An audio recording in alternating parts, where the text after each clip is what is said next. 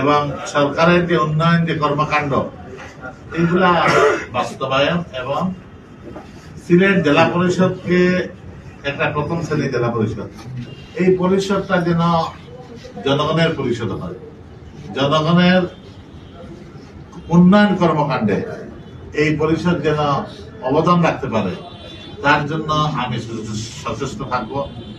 কোনো ধরনের অনিয়ম, কোনো ধরনের দুর্নীতি, পক্ষপাতিত্ব, এইগুলার ব্যাপারে আমি জিরো টলারেন্স থাকবে। আর আপনারা সবাই জানেন আমার রাজনৈতিক ক্যারিয়ারে আমার কোনো কারিমা নেই।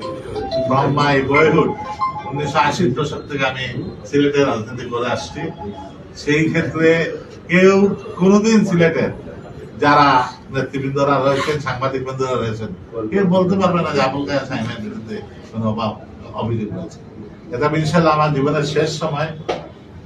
এখন এই দায়িত্বটুকু পেয়েছি, আমাদের নেতা তারেক রহমান আমাকে দায়িত্ব দিয়েছেন, আমানত দিয়েছেন। এই আমানতকে রক্ষা করা এবং সরকারের সমস্ত কর্মকাণ্ডকে এগিয়ে নিয়ে যাওয়ার জন্য আমার জেলা পরিষদ যা সামর্থ্য আছে তা দিয়েই আমি জনগণের কাছে পৌঁছাবো। অনেক ধন্যবাদ।